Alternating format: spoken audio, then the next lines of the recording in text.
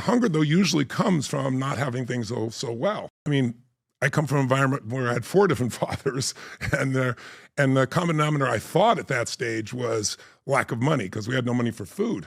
But, someone was interviewing me the other day. I just announced, I started out early on when I was 11 years old. I had people come to my house on Thanksgiving. We had no money and no food. No food. We had crackers and peanut butter. That's what we would have had. But, Thanksgiving, everybody's having a big feast, so it really makes it pretty daunting. My parents were saying things to each other that you can never take back. And I have a younger brother, 5 years younger sister, 7 years younger, and I'm trying to make sure they don't hear this. And this knock comes to the door. And I open the door, and there's this tall guy holding 2 giant bags of groceries.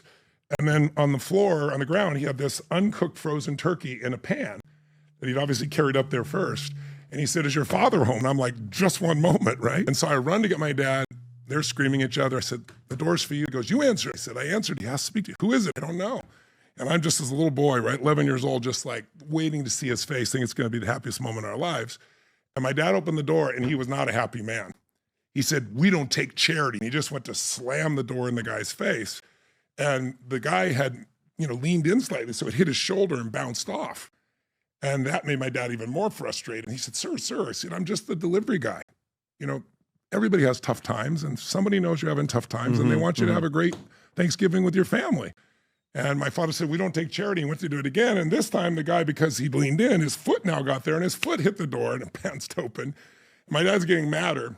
And then the guy saw my father and saw me, and he said something. I thought my father was going to punch him in the face. He said, "Sir," he said, "don't make your family suffer because of your ego." And I could still see the veins on the side of my father's face, neck. I thought for sure he was going to punch him. And he took the food, didn't say anything, threw it on the table, and slammed the door, and never said thank you.